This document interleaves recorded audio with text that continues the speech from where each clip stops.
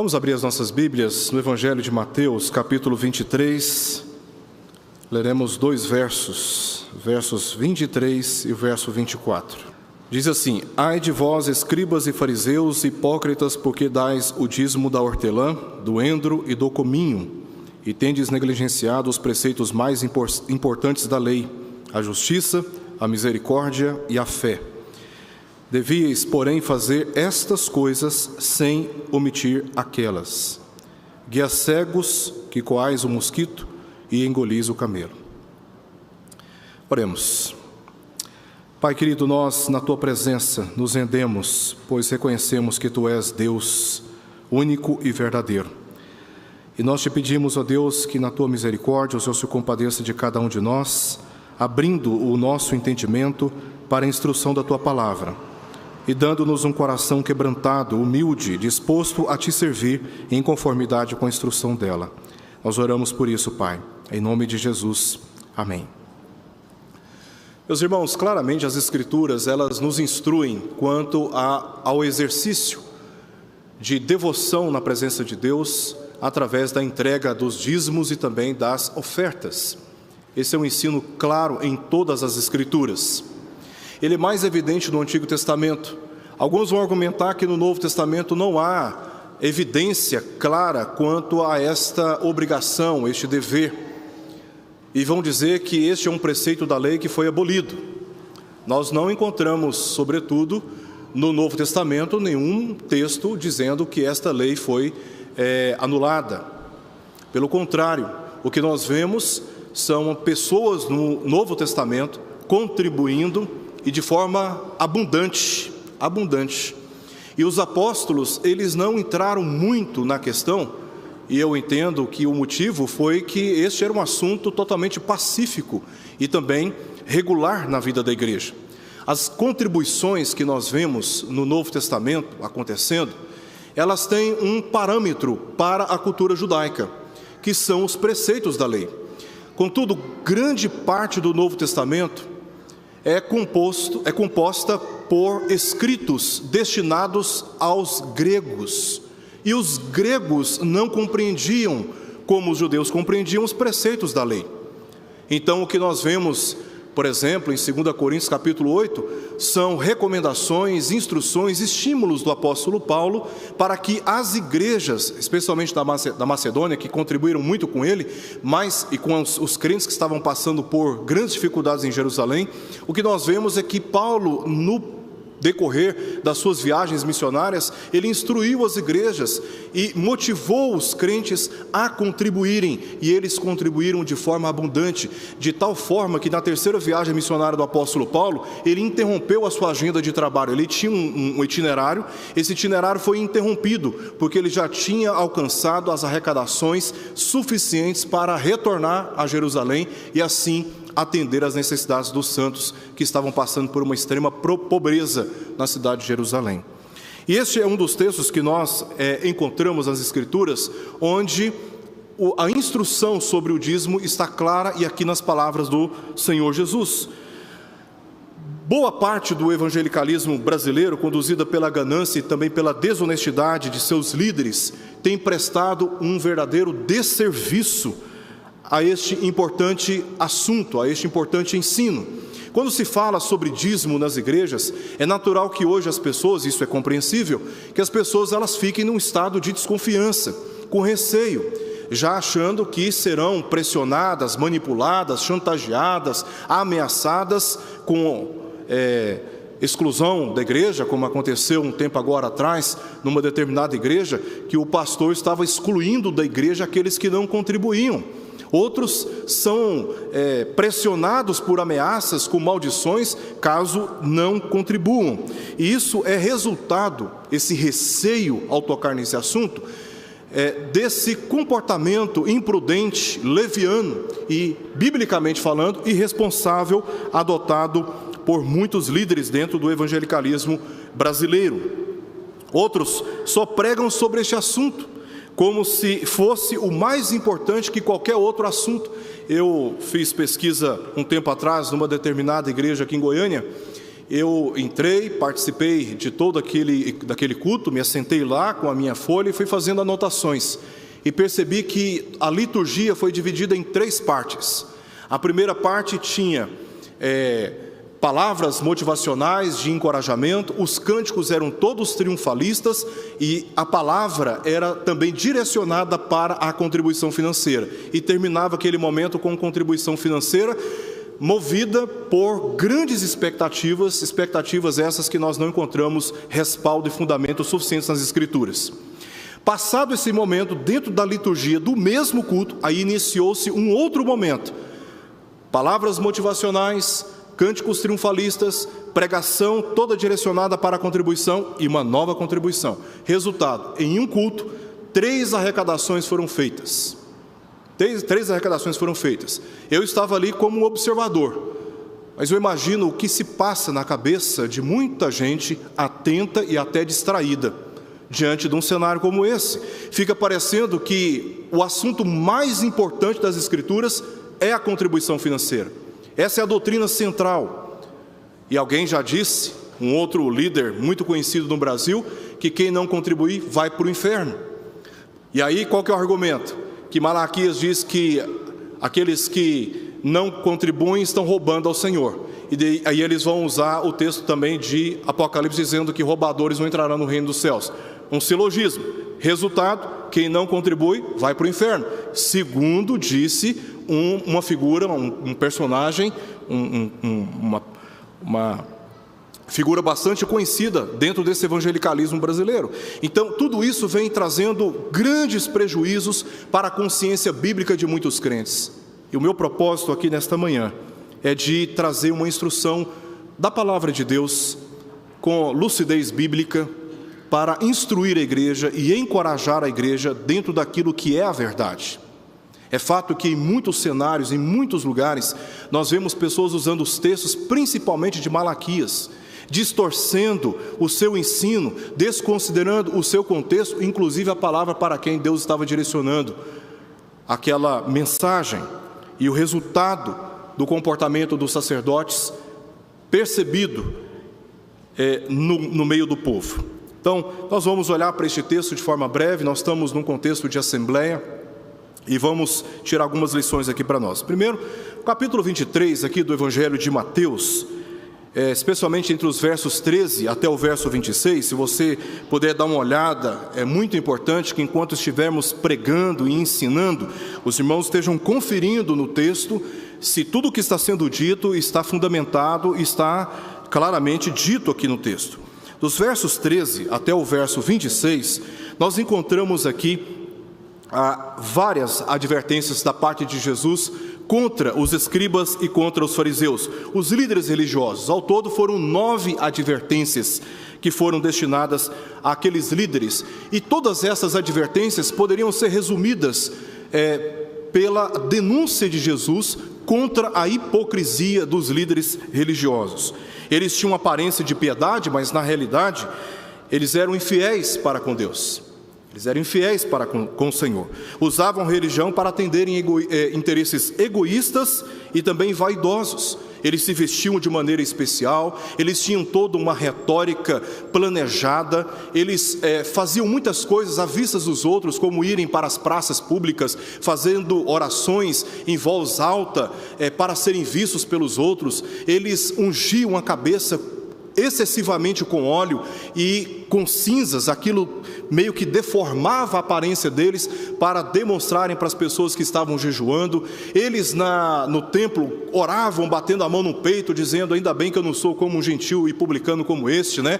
Eu sou aquele fiel que dá contribuições. E muitos estavam dando contribuições no templo para apenas destacarem de forma pública o seu estado de piedade e de espiritualidade superior a dos demais. Ou seja, estavam usando de um princípio da lei, de um princípio ensinado por Deus a Moisés, para fins egoístas, vaidosos e também de dissensão dentro da igreja. Por isso Jesus aqui neste texto está denunciando essa hipocrisia deles.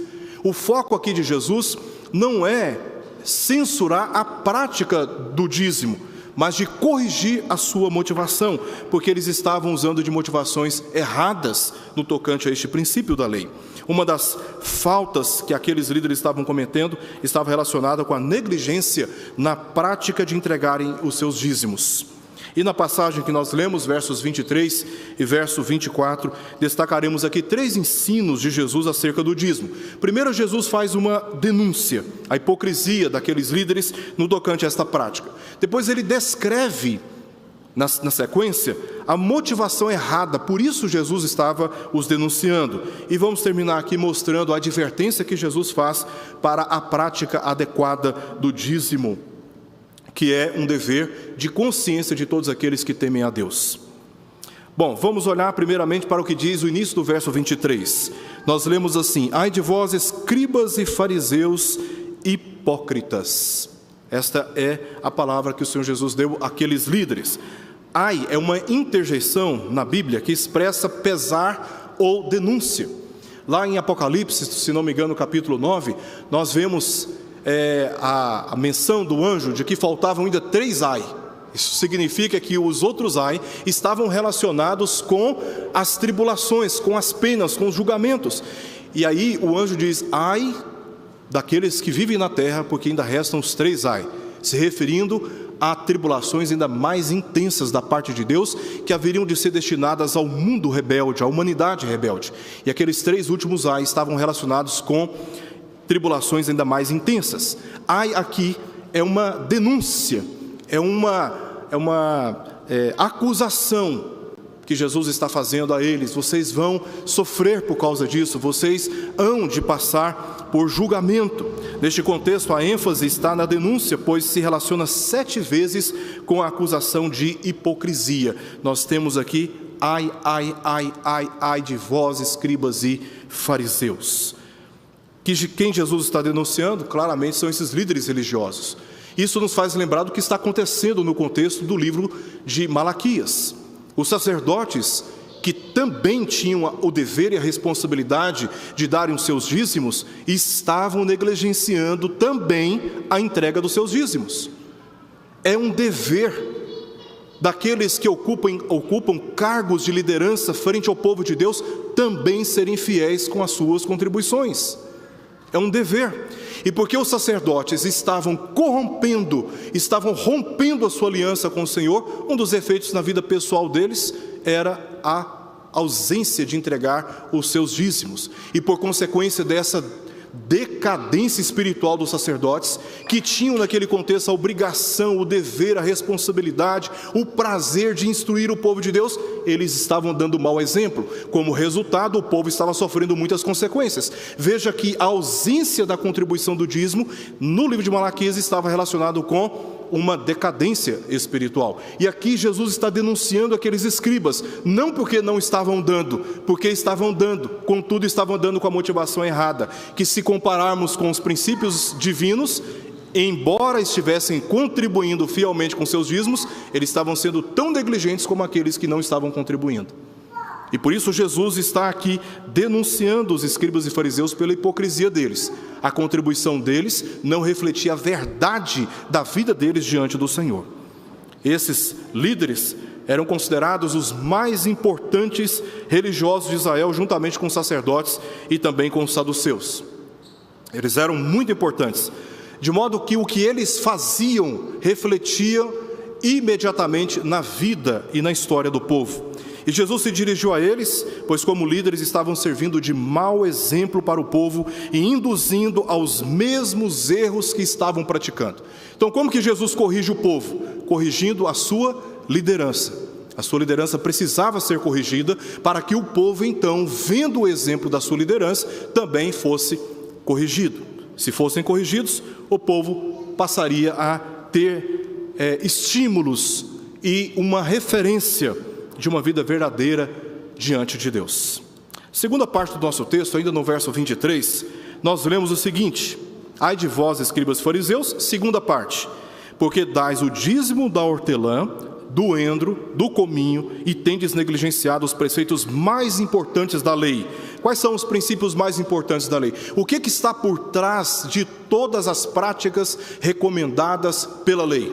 Primeiro, justiça, diz o texto, misericórdia e fé. Veja que Jesus não está aqui fazendo uma exposição sistemática dos preceitos da lei. Ele está resumindo que todos os preceitos da lei precisam ser praticados observando estes princípios mais importantes: justiça, misericórdia e fé. Aqui Jesus está descrevendo a negligência dos escribas e fariseus, razão porque ele os advertiu. Eles davam importância às normas humanas em prejuízo das ordenanças divinas. Eles eram ritualistas, rigorosos e legalistas, contudo não estavam sendo impulsionados, orientados, conduzidos pelos princípios mais importantes da lei. Toda a ênfase dos versos 23 e verso 24 está posta aqui justamente neste ponto: os princípios mais importantes da lei. Jesus reconhece que o dízimo, ele é fundamentado na lei, mas ele só tem valor, sentido, e só glorifica a Deus se os princípios mais importantes da lei estiverem acompanhando tal prática. Tanto a justiça e a misericórdia aqui significam o exercício da piedade em relação ao próximo. Quando vamos para o Antigo Testamento, vemos que os dízimos eles eram usados para o sustento de toda a tribo de Levi. Começava com os sacerdotes, que não poderiam trabalhar. Então eles se alimentavam daquilo que o povo vinha e trazia à presença de Deus. Era rolinhas, era farofa, era carneiros, eram apresentados diante de Deus. E era diz o texto lá em Êxodo, era do altar que eles tiravam o seu sustento.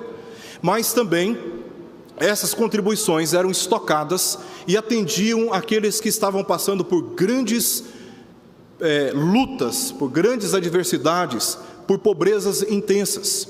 Essas arrecadações no templo, na casa do tesouro, eram usadas também para socorrer os pobres, para socorrer os aflitos. Por isso, a justiça aqui é reconhecer o direito do próximo, não explorando ninguém. Segundo, misericórdia, que mostra a tolerância e a compaixão para com a necessidade alheia.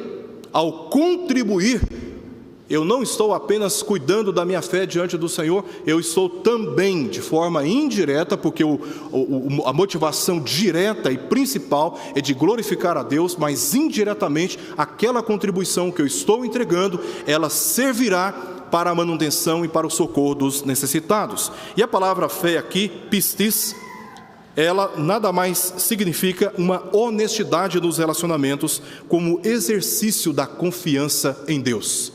Fé é sinônimo de confiança. Eu confio tanto no Senhor que eu entrego o meu dízimo como um exercício da minha fé. Os líderes religiosos, eles eram rigorosos com os rituais, mas ao mesmo tempo eles eram negligentes para com Deus. Por isso é totalmente possível estarmos numa igreja, levantarmos as nossas mãos, fazermos as nossas contribuições, vestirmos roupa de crente e falarmos como um crente fala, ouvirmos somente músicas de crente e ao mesmo tempo não sermos crentes. Nos escondermos por trás de uma falsa religiosidade. E Jesus está aqui dizendo: olha, ai de vocês, porque estão usando de toda esta vestimenta religiosa para ocultar o pecado que vocês estão praticando. Ou seja, o mais importante para o Senhor aqui, mais importante para o Senhor, Jesus, são os princípios da lei que não podem ser negligenciados. Não podem ser negligenciados. Eles estavam usando a entrega rigorosa dos dízimos para apenas obterem a admiração dos homens, esconderem ou justificarem a falta de justiça, a falta de misericórdia e a falta de fé, desviando o verdadeiro espírito dessa ação. Em terceiro e em último lugar, Jesus agora vai legitimar a prática do dízimo, recomendando a forma correta de fazê-la. O verso 23 termina dizendo o seguinte: devieis, porém, fazer estas coisas, ou seja, dar o dízimo, sem omitir aquelas. Jesus não nega nenhuma nem outra, mas combina as duas coisas. Elas precisam estar combinadas. Elas precisam estar combinadas, né? Alguém que, não importa o que você diga, não importa o que você ensine, não importa o que você mostre na palavra de Deus. Tem muitas pessoas que são contra de dar o dízimo porque ama mais o dinheiro do que qualquer outra coisa. Gasta-se dinheiro com tudo e faz todos os investimentos possíveis, mas quando se trata de dízimo, ele é radicalmente contra. Então eles vão dizer, não, na Bíblia não fala nada sobre dízimo. Na Bíblia não tem nenhuma palavra no Novo Testamento que obrigue, que ensine, né? Aí você mostra um texto como esse, em que Jesus está dizendo, vocês deveriam estar fazendo essas coisas sem omitir aquelas, ou seja, Jesus está legitimando a prática do dízimo e vai dizer, bem, isso não é tão claro assim não, nós temos que investigar mais profundamente. Ou seja, quando você não quer dar dízimo, quando você não quer dizimar, quando você não quer praticar esse exercício de fé na presença de Deus, não tem nada o que fazer, o coração está endurecido. Agora, que grande prazer é você praticar esse preceito da lei com exercício de fé. Com exercício de fé. Assim como Davi disse, tudo que temos recebemos do Senhor e das tuas mãos nós te entregamos. Tudo que temos, veio como forma visível da graça de Deus. E dar presentes, nós gostamos de dar presentes e sempre damos presente com espírito de gratidão. Somos tão gratos por pessoas que nos trataram bem, pessoas que nos ajudaram. É ou não é, Sr. Hernan? Pessoas que foram tão importantes na história da nossa vida. É tão bom, como forma de gratidão, você ir até aquela pessoa e dar um presente. Aquele presente, às vezes, não significa quase nada, mas ele é apenas um símbolo de gratidão. Símbolo de gratidão. E como isso agrada o nosso coração, como isso é impactante para nós. Agora você imagina Deus recebendo as contribuições por pessoas que estão sendo impulsionadas por gratidão, por adoração, por misericórdia, por justiça, no exercício da sua fé. Isto agrada a Deus. Dizimar agrada a Deus. Claramente Jesus reprovou a atitude e a motivação dos escribas e fariseus quanto ao dízimo, mas não o dever de fazer estas coisas, ou seja, o dar o dízimo. A palavra dízimo significa 10%. 10%. Quando você vai lá para 2 Coríntios capítulo 8, acho que verso 4, se não me falha a memória, o verso 3, Paulo ele faz uma comparação, ele está escrevendo para a igreja de Corinto. A Corinto estava na região chamada Acaia. Na Macedônia haviam igrejas muito importantes como Bereia, Filipenses, Filipos e Tessalônica. E Paulo está escrevendo para os coríntios, usando como comparação, como exemplo, o comportamento das igrejas da Macedônia, dizendo que eles davam mais do que a medida. Ora, se havia uma medida, qual era a referência de medida de contribuição que eles tinham? Eram os 10% dos seus rendimentos. Só que as igrejas da Macedônia, e nós vemos no capítulo 4 de Filipenses, eles não se contentavam em dar 10%. Nos parece que essa questão de porcentagem, ela é irrelevante quando você tem um coração cheio de gratidão e de louvor a Deus. Os crentes estavam dando mais do que a medida esperada. Basta você conferir o texto. E Paulo está ali confrontando a igreja de Corinto, que estava atrasada na sua arrecadação para com o seu ministério. Ela estava atrasada. E agora Paulo está dizendo, olha o exemplo dos macedônios, porque eles dão. E mais adiante, no capítulo 9, Paulo vai dizer como Deus se agrada quando nós contribuímos com alegria. Ou seja, a alegria é um princípio que deve acompanhar a prática. E aqui Jesus está denunciando aqueles fariseus porque a motivação deles estava completamente errada. Essa foi a ênfase que Jesus deu aqui. A prática do dízimo deve ser um exercício de fé, de confiança para com Deus. Se não tem fé, não tem confiança a Deus, não tem nenhuma orientação quanto à justiça e à misericórdia, é melhor não dar. É melhor reter. É melhor não dar. Porque eu acredito particularmente, com base nas Escrituras, que quando nós obedecemos a Deus, Ele nos abençoa. E isso significa também que quando nós praticamos adequadamente a entrega dos nossos dízimos, Deus nos abençoa. Deus nos abençoa, não em conformidade ou na medida que nós achamos que merecemos. Mas eu acredito sim que Deus nos abençoa quando Ele se agrada de nós, quando Ele se agrada da nossa fé.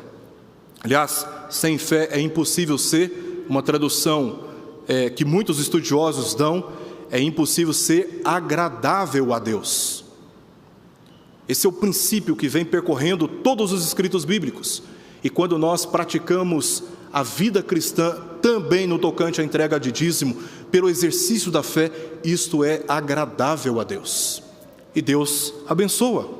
Não pense você que se você contribuir com X, você obterá como resposta 2X da parte de Deus, porque não há nenhuma promessa e nenhuma garantia nas Escrituras quanto a essa falsa esperança que estão vendendo por aí.